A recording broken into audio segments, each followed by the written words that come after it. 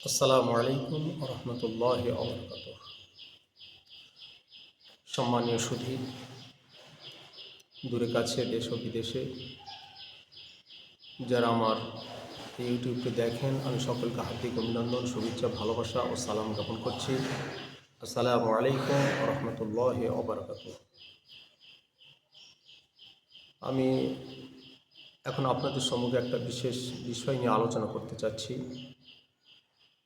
যে বিষয়টা আমাদের সমাজে প্রায় প্রতি বৎসর এই রমজান মাস আসার সাথে সাথেই আলোচনা হয়ে থাকে। এই আলোচনার কোনো অন্ত নেই, শেষ নেই, হতেই চলেছে। একটু সূক্ষ্ম তথ্য এবং বিচার বিশ্লেষণ করে দেখলে আমরা ব্যাপারটা একটু বুঝে নেব, আমাদের বোধগম্যের মধ্যে নিশ্চিত আসবে। সলাতুত তারাবি বলে একটা অধ্যায় বা বাব আছে, বুখারী, মুসলিম, ৭৬ হাদিস, আইম্মায়ে মুস্তাহিদিন, ফুকাহায়ে কেরাম সকলে এই তারাবিকে নিয়ে একটা অধ্যায় তৈরি করেছে। এই অধ্যায়টা কায়েম আছে, আমরা কম বেশি সকলেই জানি। এখন এই তারাবির হক মীমাংসা সংক্রান্ত বিষয়ে একটা কথা না বলে থাকতে পারি না। বুঝে যদি কেউ না বোঝার ভান করি, নিজেদের আমিরত্ব, নিজেদের কৃষ্টি কালচারকে যদি অগ্রাধিকার দিতে থাকি, তাহলে সেটাকে অন্ততপক্ষে আমি ধিক্কার জানাই। প্রিয় নবী সাল্লাল্লাহু আলাইহি ওয়াসাল্লামের মুখনিসৃত বাণী এবং খোলাফায়ে রাশিদিনদের আমল, তাদের আমালে জিন্দেগি, তাদের কর্মধারা ও পদ্ধতি আমাদের জীবনে রেখাপাত করে। আমরা তাদেরকে অনুকরণ করে চলি। দেখুন, যে হাদিসটাকে নিয়ে বিশেষ করে মুসলিম সমাজে বেশ কিছু ভাইরা আছেন, কতিপয় আলেম ভাইরাও আছেন, তাঁরা বলে বেড়ান যে জগৎজননী মা হযরত আয়েশা সিদ্দিকা রাদিয়াল্লাহু তাআলা আনহার বর্ণনায় হাদিস রয়েছে, তাকে জিজ্ঞাসা করা হয়েছিল সলাতুত তারাবি সংক্রান্ত বিষয়ে। তো আয়েশা সিদ্দিকা রাদিয়াল্লাহু তাআলা আনহা বলেছেন, রাসূলুল্লাহ সাল্লাল্লাহু আলাইহি ওয়াসাল্লাম রমজান ও রমজানের বাইরে, অর্থাৎ রমজান এবং রমজান ছাড়া অন্য সময় তিনি 11 রাকাত পড়তেন। এখন এই বিষয়টা আমাদের কাছে তারাবি হয়ে দাঁড়িয়েছে। দুঃখের বিষয়, তারাবি কি রমজান মাস ছাড়া অন্য কোনো সময় হয়? নিশ্চিত না, এটা আমরা জানি। আচ্ছা দেখুন, উদাহরণ যুক্তি দিলে আমাদের বুঝে আসবে। রাসূল করিম সাল্লাল্লাহু আলাইহি ওয়াসাল্লাম তারাবি পড়েছেন, সেটা আমরা জানি। খোলাফায়ে রাশিদিন যে আমল করেছেন, সেটাও আমরা জানি। তারাবি রোজার আগে শুরু হয়, আর রোজা শেষ হয়ে গেলে তারাবি আর হয় না। এখন আমরা যদি রাসূল করিম সাল্লাল্লাহু আলাইহি ওয়াসাল্লামের প্রধানতম খলিফাদের দিকে লক্ষ্য করি, 4 খলিফা, সেই খলিফাদের দিকে লক্ষ্য করলে আমাদের জিনিসগুলো একটু ক্লিয়ার হয়ে যায়। যখন রমজান মাস শুরু হয়, তাহলে এটা বৎসরে একটা মাস, রমজানুল মাস, মাহে রমজানুল মোবারক মাস উপস্থিত হলো।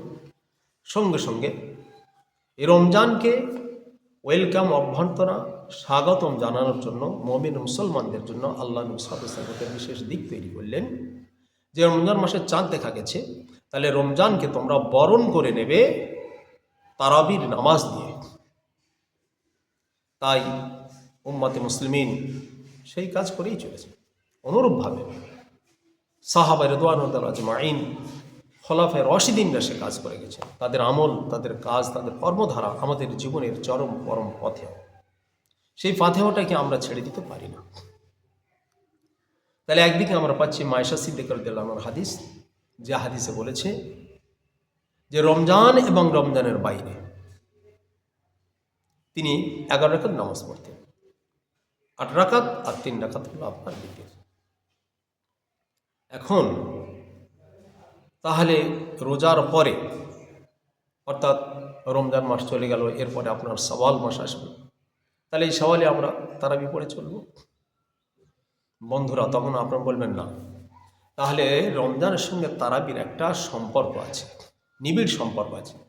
সেই সম্পর্ককে মাথায় রেখে রাসূল আকরাম সাল্লাল্লাহু আলাইহি সাল্লাম মুমিন মুসলমানদের উপরে কি করেছেন না, বলেছেন দেখো তোমরা তারাবি দিয়ে, এই নামাজ দিয়ে তোমরা রোজাকে বরণ করে দাও।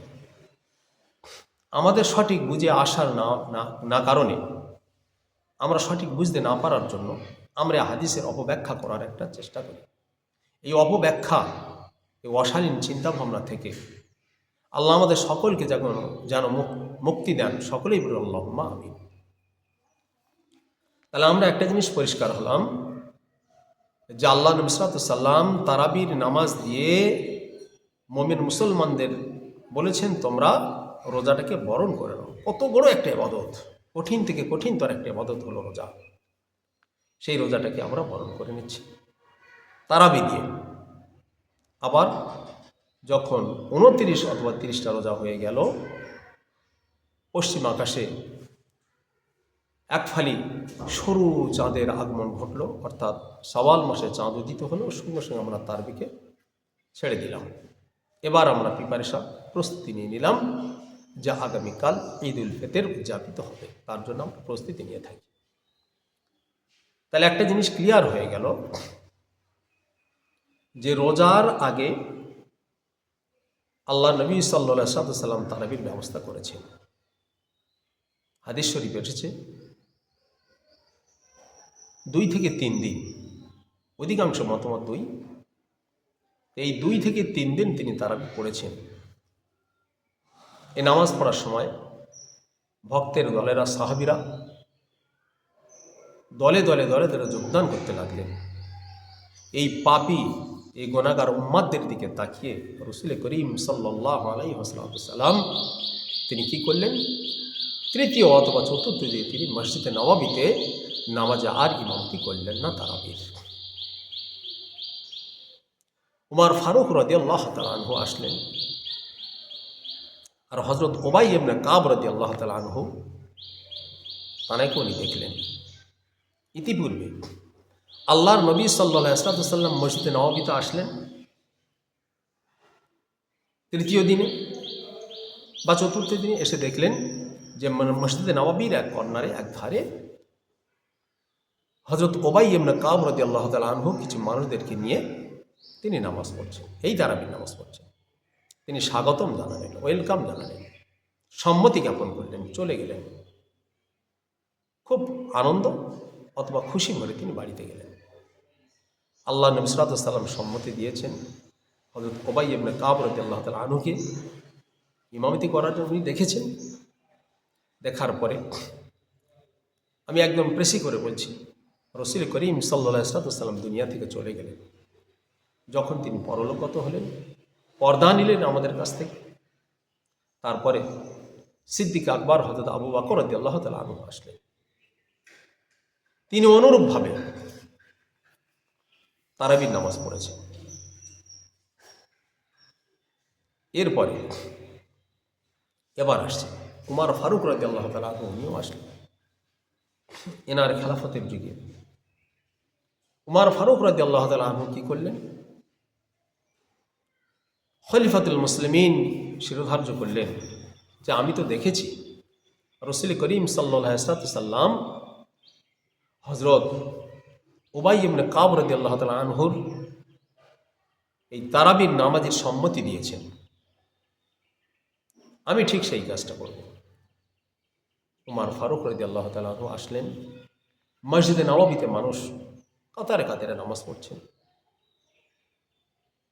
উবাই ইবনে কাব রাদিয়াল্লাহু তাআলাকে বললেন, উবাই তুমি ইমামতি করো, আর তোমার পিছনে সমস্ত উম্মতে মুসলিমিনরা দাঁড়িয়ে যাবে। আমি তো দেখেছি আল্লাহ নবী সাল্লাল্লাহু আলাইহি ওয়াসাল্লাম তোমার ইমামতিকে মেনে নিয়েছেন, আল্লাহ তাআলা তোমার সুললিত কণ্ঠ দিয়েছেন, হাফিজ কোরআন, তোমার তেলাওয়াত অত্যন্ত সুন্দর এবং মুগ্ধকর। তাই উবাই ইবনে কাব রাদিয়াল্লাহু তাআলা আনহুকে দিয়ে খলিফাতুল মুসলিমিন উমর রাদিয়াল্লাহু তাআলা আনহু 20 রাকাত এই তারাবির ব্যবস্থাটা তিনি করে গেছেন। আমাদের বুকের পাটা, আমাদের সাহস, আমাদের চিন্তা ভাবনা, টার্গেট কি একটু কি ভাববো না? কাদের বিরুদ্ধে আমরা আঙুল ওঠাচ্ছি? যারা ইসলামের জন্য নিজেদের জীবনকে শেষ করে গেছে, যাদের সম্পর্কে আল্লাহর নবী সাল্লাল্লাহু আলাইহি সাল্লাম বলে গেছেন যে খৈরুল কুরুনি, আমার যুগ সর্বশ্রেষ্ঠ যুগ। সেই যুগে, সেই স্বর্ণযুগে একজন মহান ব্যক্তিত্বপূর্ণ ব্যক্তি, দ্বিতীয় খলিফাতুল মুসলিমিন উমর রাদিয়াল্লাহু তাআলা আনহু, তিনি নেতৃত্ব দিলেন হযরত উবাই ইবনে কাব রাদিয়াল্লাহু তাআলা আনহুকে যে তুমি নামাজ পড়ো। তিনিই নামাজ পড়ালেন 2 রাকাত তারাবি। এবং বিভিন্ন হাদিস সূত্রে পাওয়া যায় উবাই ইবনে কাব রাদিয়াল্লাহু তাআলা আনহু 20 রাকাত নামাজের কথা বলেছেন। এরকমও প্রমাণ এসেছে হাদিস শরীফে।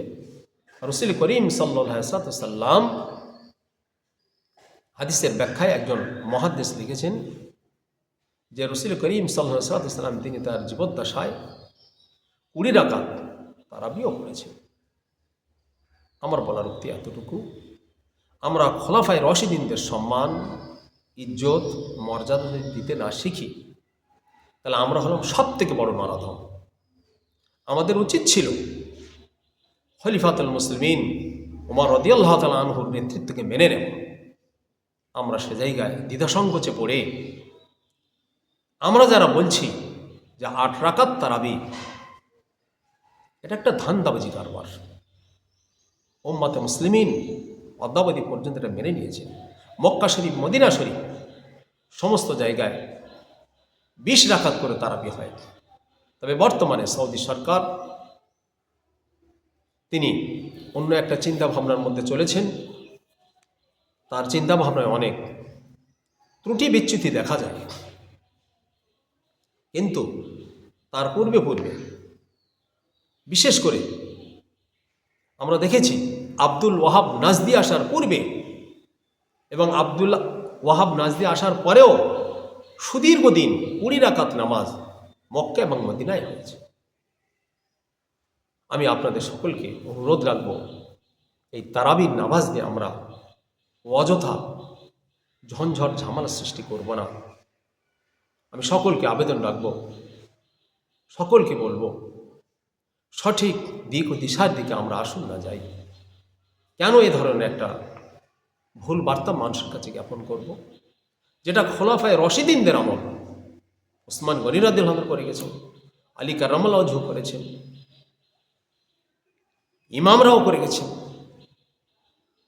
তাহলে সমস্ত ব্যক্তিদের যদি আমরা প্রমাণপত্র এখানে পাই, তাহলে আজকের কেন আমরা জায়গায় পাই? সমস্ত আল্লাহর ওলিরা যারা ইলমে তাসাউফের ডুবুরি, সকলেই তো 20 রাকাত 20 রাকাত তারাবি পড়ে। আমি সকলকে আবেদন রাখবো, অনুরোধ রাখবো, অযথা মা ও বোনেদের উস্কানিমূলক চিন্তা ভাবনা দেবেন না। অনেক মা বোন আমাকে জিজ্ঞাসা করেন, আমি তাদেরকে বলি যে না, আপনারা তারাবি 20 রাকাত পড়ুন। আমি তাই সমস্ত উম্মাতে মুসলিমিন তাদেরকে অনুরোধ রাখবো, আল্লাহ নবী সাল্লাল্লাহু আলাইহি ওয়াসাল্লামের সাহাবীদের উপরে আমাদের জীবনযাপন টিকিয়ে রাখার মতো একটা ওয়ে যখন রয়েছে, সেটাকে মজবুত করে ধরে রাখা। সাহাবীদের জীবনচরিত আমাদের কাছে, সাহাবা, তাবিঈন, মুজতাহিদিন, উলামায়ে দ্বীন সকলের বক্তব্য একই, 20 রাকাত। সেই 20 রাকাত তারাবি পড়ার সুযোগ বা শক্তি আল্লাহ আমাদের সকলকে দান করুন। সকলেই বলুন আল্লাহুম্মা আমিন ওয়া আখির দাওয়ানা আলহামদুলিল্লাহি রাব্বিল আলামিন। জনগণকে একটা কথা আমি বলবো, 15ই চৈত্র আমার মহান মুর্শিদ কেবলা খানকায়ে মুজাদ্দিদিয়া পূর্ব কাঁঠালিয়া দরবার শরীফে বাৎসরিক জলসা রয়েছে। আমি আপনাদের সকলকে আমন্ত্রণ জানাচ্ছি আমার মুর্শিদ কেবলার তরফ থেকে, খানকা শরীফের তরফ থেকে। আপনারা সকলেই ওখানে যাবেন, কেবলমাত্র পুরুষ, মহিলাদের কোনো সুযোগ নেই ওখানে যাওয়ার। আল্লাহ আমাদের সকলকে এই ইলমে তাসাউফি জলসায় বসার শক্তি বা তৌফিকের দান যেন করেন। সকলেই বলুন আল্লাহুম্মা আমিন। আসসালামু আলাইকুম ওয়া রাহমাতুল্লাহি ওয়া বারাকাতুহু।